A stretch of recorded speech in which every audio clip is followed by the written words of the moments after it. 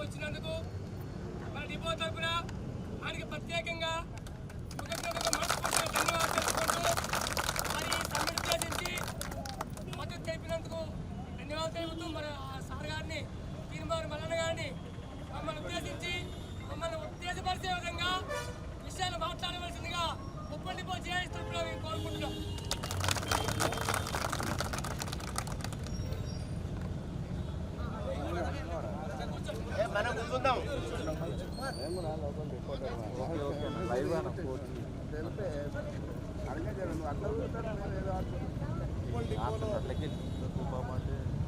RTC కార్మికులుగా పనిచేస్తున్నటువంటి డ్రైవర్లు, కండక్టర్లు, వర్క్షాప్ వాళ్ళు, అలాగే మిగతా అధికారులు ఎవరైతే ఉన్నారో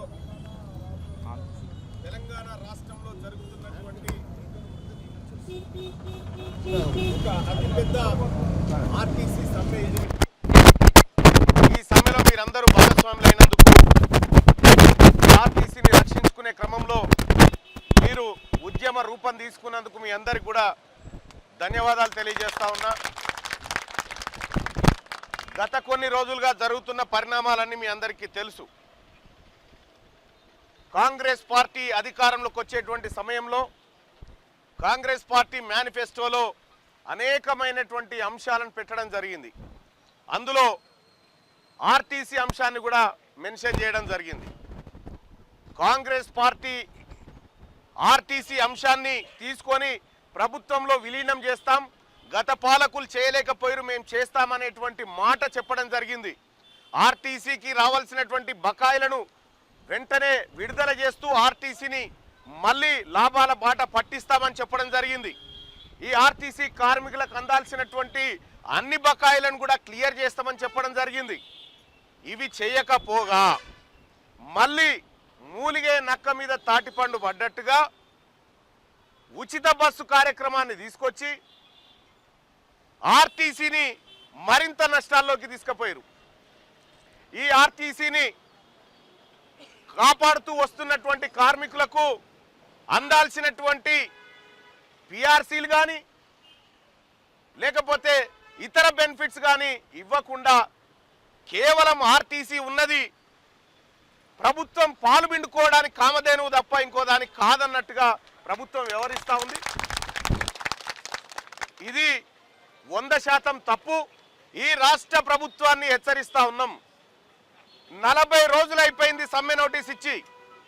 ఈ డిమాండ్లు నెరవేర్చమని ప్రభుత్వం ముంగట పెట్టినటువంటి సందర్భంలో 40 రోజుల నుంచి కార్మికులు సమ్మెకు వెళ్తామనేటువంటి మాట పదే పదే చెప్తున్నా తీరా 41 రోజుల వరకు నిమ్మకు నీరెత్తినట్టుండి నిన్న ఐఏఎస్ అధికారులతో మీటింగ్ పెట్టి ఓ కమిటీ వేసి మీ డిమాండ్లు పరిష్కరించడానికి మాకు 2-3 వారాల 4 వారాల వెసులుబాటు కావాలని చెప్పడం. మరి ఇప్పుడు ఈ 40 రోజులు ఏమి గడ్డి బీకిర్రా? ఈ రోజులు ఏం చేసిరు? మరి ఈ 40 రోజుల పాటు ఎందుకు ఈ కమిటీ వేయలే? ఇలా తీరా ఇవాళ సమ్మెకు పోతున్నారని చెప్పి ఈ సమ్మెను పక్కదారి పట్టించడం కోసం, ఏదో జరుగుతున్నట్టుగా భ్రమలు కల్పించడం కోసం ఈ రాష్ట్ర ప్రభుత్వం ఈ దుర్మార్గమైన కార్యక్రమానికి తెరలేపింది. ఈ రాష్ట్ర ప్రభుత్వానికి చిత్తశుద్ధి ఉందా? నేను అడుగుతా ఉన్నా రేవంత్ రెడ్డి గారిని. నిజంగా ఆర్టీసీ పట్ల మీరు గతంలో చెప్పినటువంటి హామీలు నెరవేర్చుకునే దమ్ము మీకుందా? అలాగే ఆర్టీసీ కార్మికులు ఏమడుగుతున్నారు? మీరు చెప్పింది అడిగిరు. కొత్తగా ఒక్క ఆర్టీసీ కార్మికుడు కూడా కొత్త డిమాండ్ తెర మీదకి తేలే. మీరు నెరవేరుస్తా అన్నటువంటి డిమాండ్లనే ఇవాళ ముందుకు తీసుకొచ్చి వీటిని నెరవేర్చమని చెప్పారు. ఇంకో 4 రోజులైతే ఈ కాంగ్రెస్ పార్టీకి 3వ ఏడాది మాసికం. ఇంకా 4 రోజులైతే కాంగ్రెస్ పార్టీకి ఈ 3 ఏళ్లలో చేయనటువంటి చిత్తశుద్ధి లేనటువంటి ఈ పార్టీ, ఈ ప్రభుత్వం ఇక కార్మికుల ప్రభుత్వంగా మేము ఎందుకు అనుకోవాలని చెప్పి మేము అంటా ఉన్నాం. ఇలా ఆర్టీసీ కార్మికులు లేకపోతే, ఆర్టీసీ కార్మికులు కనుక గత ప్రభుత్వం పైన కన్నెర్ర చేయకపోతే ఈ ఎక్కడి ప్రభుత్వము, ఎక్కడి నుంచి వచ్చేది? ఇలా ఈ ప్రభుత్వానికి కనీసం గంజిలో మెతుకన్న దొరికేదేనా ఈ తెలంగాణ గడ్డ మీద? నేను చెప్తా ఉన్నా ముఖ్యమంత్రి గారికి, నువ్వు ఆర్టీసీ కార్మికులను చిన్న చూపు చూసిన ఏ ప్రభుత్వం నిలబడలే. ఇక్కడ ఆర్టీసీ కార్మికుల తెరవచ్చినటువంటి, గతంలో ఆర్టీసీ కార్మికుల తెరవచ్చినటువంటి చంద్రబాబు పోయిండు, గతంలో ఆర్టీసీ కార్మికుల తెరవచ్చిన కేసీఆర్ పోయిండు. నీకు ఆ గతి తప్పది. ఎందుకు చెప్తా ఉన్నామంటే ఆర్టీసీ కార్మికుల శక్తి ఏందో మీకు తెలుసు. నిత్యం కోట్లాది మంది ప్రజల శరీరాలతోని హలో ఇచ్చో, టికెట్ ఇచ్చో, హలో అనుకుంటానో, వాళ్ళని పలకరించుకుంటానో నిత్యం 1 కోటి మంది ప్రజల్ని కలిసేటువంటి ఆర్టీసీ శక్తి. ఇలా కొన్ని వేల మంది కార్మికులు ముక్త కంఠంతో అన్ని సంఘాలు, అన్ని విభాగాలు సమ్మెకు మద్దతునిస్తున్నటువంటి సందర్భంలో ప్రభుత్వం వెంటనే దిగి వచ్చి సమ్మె పరిష్కారానికి బాటలు చూయించకుండా ఈ సమ్మెను మరింత జటిలం చేసి, ఈ సమస్యను మరింత జటిలం చేసేటువంటి కార్యక్రమాన్ని తెగబడ్డది. నేను అడుగుతా ఉన్నా రేవంత్ రెడ్డి గారు, ఇది రాష్ట్ర ప్రభుత్వమే, కానీ సకల జనుల సమ్మె జరిగినప్పుడు ఆర్టీసీ ఎప్పుడైతే రంగంలోకి దిగిందో అప్పుడు తెలంగాణ ఆగిపోయింది. కేసీఆర్ నిమ్మరసాల దీక్షలకో, కాంగ్రెస్ ఉడత ఊపులకో తెలంగాణ రాలే. ఆర్టీసీ కార్మికులు నా తెలంగాణ నాకు కావాలి, నా ఆర్టీసీ నాకు దక్కాలని రోడ్డు మీదకి ఎక్కి బస్సులు లోపల పెట్టి తాళం వేస్తే అప్పుడు తెలంగాణ రాష్ట్రం వచ్చింది. ఇలా ఆ రోజు ప్రధానమంత్రిగా ఉన్నటువంటి మన్మోహన్ సింగ్ గారు కూడా ఇదే మాట చెప్పిండు. ఆర్టీసీ స్తంభనతోటి తెలంగాణ ఆగిపోయింది అనేటువంటి మాట చెప్పిండు. ఇవాళ ప్రధానమంత్రికే సెకదాగిచ్చినటువంటి ఈ ఆర్టీసీ, గత ప్రభుత్వాలను బొందబెట్టే శక్తి కలిగినటువంటి ఆర్టీసీ మీరు పెద్ద లెక్క కాదు వాళ్ళకి. ఇవాళ మేమందరం కూడా ఆర్టీసీ కార్మికుల పక్షాన నిలబడి మేమందరం సంపూర్ణంగా మద్దతు తెలియజేస్తా ఉన్నాము. ఈ సమ్మె గత సమ్మెలాగా కాదు. ఈ సమ్మె గత సమ్మెలాగా, గత పాలకుల్లాగా బెదిరిస్తే బెదిరిపోయేటువంటి సమ్మె కాదు. అలా బెదిరిపోయే పిరికి కార్మికులు ఎవరు లేడా. మీరు ఖచ్చితంగా ఈ సమస్యలకు పరిష్కారం చూపించాల్సిందే. ఈ సమ్మెలో పాల్గొంటున్నటువంటి కార్మికుల పైన ఏమైనా కోటి పనులు చేయాలని ఆలోచన చేస్తే ఈ ప్రభుత్వానికి నిద్ర కూడా పోనీయం. ఇలా కార్మికుల పక్షాన ఎవరు లేరని మీరు అనుకుంటున్నారేమో, కార్మికుల పక్షాన తెలంగాణ సమాజం అంతా నిలబడ్డది. ఇలా ప్రజలు కూడా అర్థం చేసుకుంటా ఉన్నారు. ప్రజలు కూడా ఇలా బస్సులు, ఏ ఒక్క బస్సు రోడ్డుపైకి రాకపోయినప్పటికీ కూడా ప్రజలు అర్థం చేసుకున్నారు. ఆర్టీసీ కార్మికుల ఆకలి గోస ఇదని చెప్పి వాళ్ళ కడుపు నిండితే కదా ఇలా ప్రయాణికుడు ఒక చోటు నుంచి ఇంకో చోటుకు పోయేది. ఆ పరిస్థితి లేదు. ఇలా రాష్ట్ర ప్రభుత్వం చెప్పుకుంటా ఉంది, అసెంబ్లీలో కూడా చెప్తా ఉంది, మేము ఇన్ని కోట్ల మంది ప్రయాణికులను ఫ్రీగా తరలించమనేటువంటి మాట చెప్తా ఉంది. మరి ఎంతమంది కార్మికులకు ఇచ్చిన హామీలు అమలు చేసినాం అనేటువంటి లెక్క ఈ ప్రభుత్వం ఎందుకు చెప్తలేదని నేను అడుగుతా ఉన్నా. అందుకోసమే మేము మొదటి నుంచి కూడా ఒకటే వాదం మీద ఉన్నాం. ఆర్టీసీ కార్మికుల డిమాండ్ నెరవేరే వరకు ఈ సమ్మె కొనసాగుతుంది. నువ్వు అధికారుల కమిటీ, ఇంకో కమిటీ వేస్తా, ఆ కమిటీల ద్వారా మేము చర్చలు కొనసాగిస్తాము. ఇదేమో పెద్ద మనసులో ఒప్పదమ్మా చర్చలు కొనసాగించడానికి? నువ్వు ఇచ్చేది ఉంది, మేము తీసుకునేది ఉంది, గదే కదా. నువ్వు ఇచ్చేది ఉంది, మేము తీసుకునేది ఉంది. నువ్వు ఇవ్వాల్సింది ఎప్పుడు ఇస్తావో చెప్పు, ఏ రోజు ఇస్తావో చెప్పు. అది చెప్పకుండా కాలయాపన చేసేటువంటి కార్యక్రమాలు ఏవైతే చేస్తూ ఉందో ఆర్టీసీ యాజమాన్యం, ఈ యాజమాన్యానికి మేము ప్రధానంగా చెప్తుంది ఒక్కటే, మా సంఘాలను పునరుద్ధరించండి. అడగడానికి ఒకడు ఉంటాడు, అది లేకుండా సంఘాలను డిమాలిష్ చేస్తిరి. అసలు ఆర్టీసీ కొంతమంది డిపో మేనేజర్లు కూడా వాళ్ళ తాత జాగీర్ అయినట్టుగా ఆర్టీసీ వాళ్ళ నాయనగారు రాసిచ్చిన ఆస్తి లెక్క ఫీల్ అవుతారు. అట్లా ఫీల్ కాకుర్రి, అట్లా ఎవరన్నా ఉంటే ఫీల్ కాకుర్రి. ఆర్టీసీ డిఎంలు కానీ లేకపోతే ఆ పై స్థాయి అధికారులు కానీ, ఈ ఆర్టీసీ మాది, కార్మికులది, ఇది మా కార్మికుల ఆస్తి. ఇదే ఆర్టీసీని గతంలో ఎక్కడికక్కడ ఈ డిపోలను ఖతం చేసే కార్యక్రమం ఈడ కూడా గొలుసు పెట్టిరు అప్పట్లో.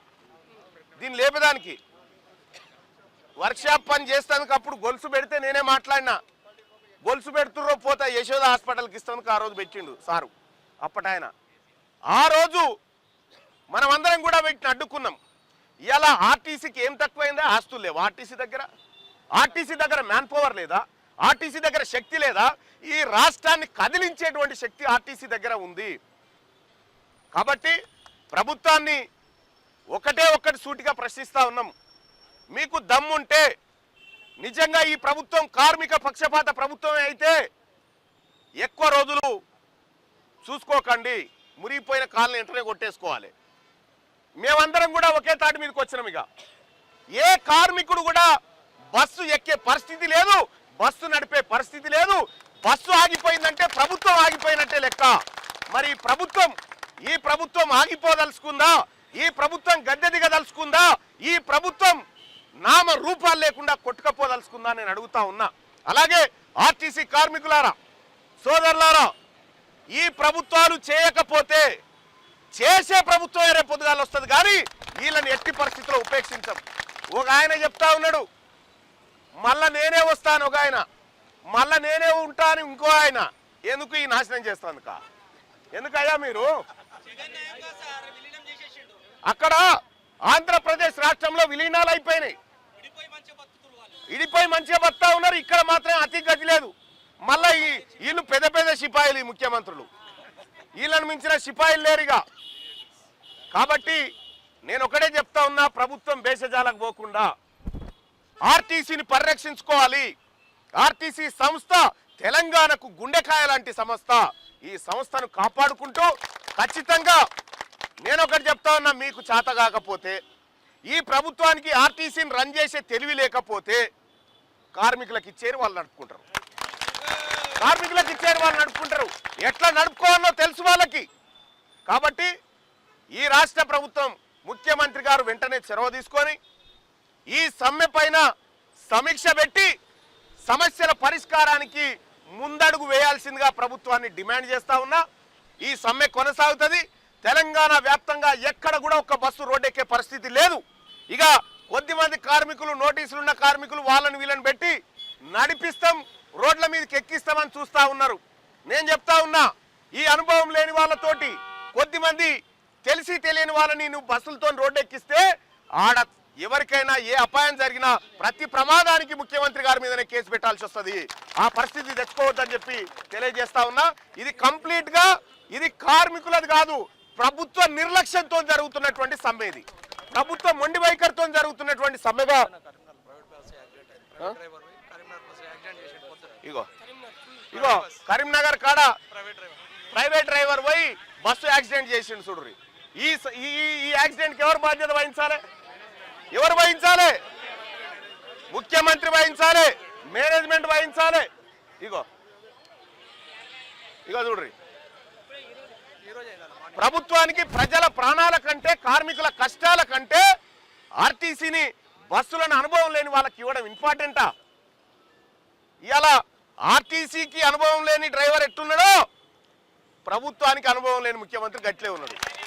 కాబట్టి ఆయన వల్ల తెలంగాణకు యాక్సిడెంట్ అవుతా ఉంటే ఈ అనుభవం లేని వాళ్ళ వల్ల ప్రజలకు యాక్సిడెంట్ జరుగుతా ఉన్నది తప్ప ఇంకొకటి కాదు. మరి ప్రభుత్వం, రవాణా శాఖ మంత్రి గారు నేను అడుగుతా ఉన్నా, నీ తలుపులు తెరిచే ఉన్నాయి ఉంటావు, ఏం తలుపులు అవి? అవేమన్నా వెంకటేశ్వర స్వామి గుడి తలుపులా? ఏం తలుపులు తెరిచున్నాయి నీ తానా? కాబట్టి నీ తలుపులు ఎక్కడున్నాయి? ఆ తలుపులకు ఎంతమంది పడతారు? ఆ తలుపుల్లోంచి లోపడిపోయేందుక బయటికి వెళ్ళగొట్టేందుక ఆ తలుపులు నాకు అర్థం కాదు. అందుకోసమే ఈ సమ్మె కొనసాగుతుంది. మీ మొండి వైఖరి, మీ ప్రభుత్వ మదం ఏదైతే ఉందో అది తగ్గించుకొని కార్మికుల కాళ్ళ దగ్గరకు వచ్చి క్షమాపణ చెప్పి జరిగిన మోసానికి తక్షణ పరిష్కారంగా డిమాండ్ నెరవేరుస్తున్నామని చెప్పేదాకా ఈ సమ్మె కొనసాగుతుందని చెప్పి తెలియజేస్తూ ఈ ఆర్టీసీ సోదరులారా, మీరు ఎక్కడ కూడా ఎవరికి భయపడాల్సిన పని లేదు. ఎందుకంటే ఆర్టీసీని భయపెట్టాలని చూసిన ప్రతిసారి భయపెట్టినోడే ఓడిపోయిండు. అంతిమంగా గెలిచేది ఆర్టీసీయే, అంతిమంగా గెలవబోతుంది ఆర్టీసీ కార్మికులే. కాబట్టి ఈ సమ్మెకు మేమందరం సంపూర్ణంగా మద్దతు తెలియజేస్తా ఉన్నాం. ఈ సమ్మె కొనసాగుతుంది. ఈ సమ్మె ఫలితం వచ్చే వరకు ప్రయత్నం చేస్తూనే ఉంటుందని చెప్పి తెలియజేస్తూ, అలాగే తీన్మార్ మల్లన్నగా మీ అందరి ఆశీర్వాదంతో ఎమ్మెల్సీగా గెలిచినటువంటి నేను చెప్తా ఉన్నా, మీరందరూ ఆశీర్వదిస్తేనే, మీరు వచ్చేటోనికి పోయేటోనికి మా మల్లన్న కోటేయమని చెప్తేనే నేను ఎమ్మెల్సీ అయినా. ఈ ఆర్టీసీ కార్మికులకు అన్యాయం చేస్తే, ఆర్టీసీ కార్మికుల పొట్ట మీద కొట్టాలని చూస్తే నేను నా పదవిని కూడా లెక్క పెట్టా అనే విషయాన్ని తెలియజేస్తా ఉన్నా. అందుకోసం ఆర్టీసీ కార్మికులారా, నేను మీకోసం ఎక్కడి వరకైనా పోరాడడానికి సిద్ధంగా ఉన్నాననేటువంటి విషయం తెలియజేస్తూ ఈ సమ్మెను కొనసాగించండి. ఈ సమ్మెకు కావలసినటువంటి మద్దతును, పౌర మద్దతును కూడగట్టి మీకు ఇస్తామని చెప్పి తెలియజేసుకుంటూ ఈ సమ్మె వర్ధిల్లాలే, ఆర్టీసీల ఐక్యత వర్ధిల్లాలే, ఆర్టీసీల సంక్షేమం మనం కాంక్షించాలి, ఈ ప్రభుత్వ వైఖరి నశించాలి.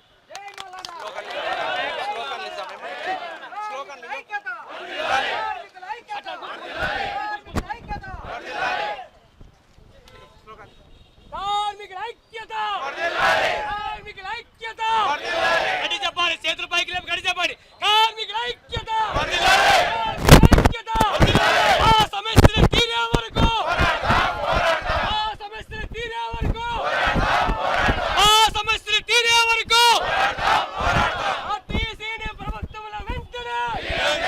ఆర్టీసీని ప్రభుత్వంలో వెంటనే, యూనియన్ల వెంటనే నాకు రావాల్సిన 2 పిఆర్సీలను వెంటనే,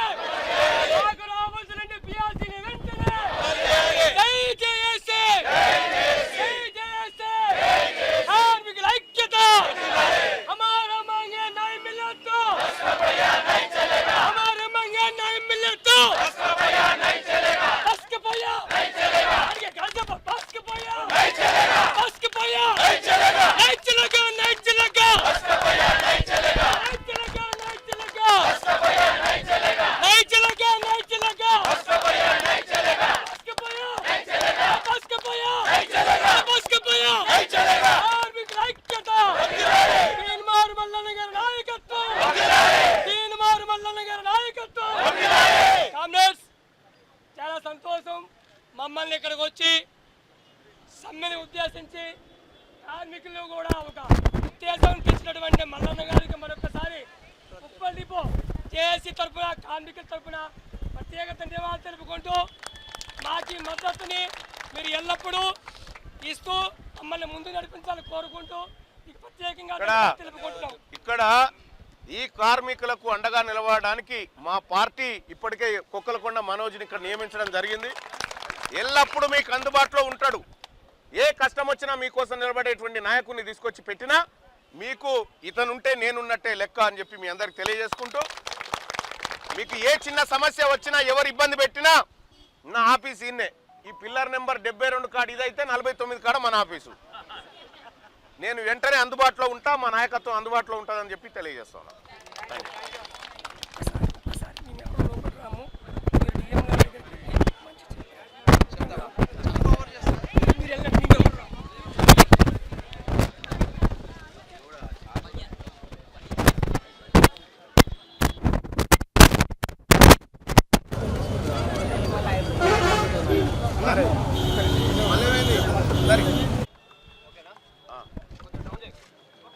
ఇవాళ తెలంగాణ రాష్ట్ర వ్యాప్తంగా ఆర్టీసీల సమ్మె సైరన్ మోగింది.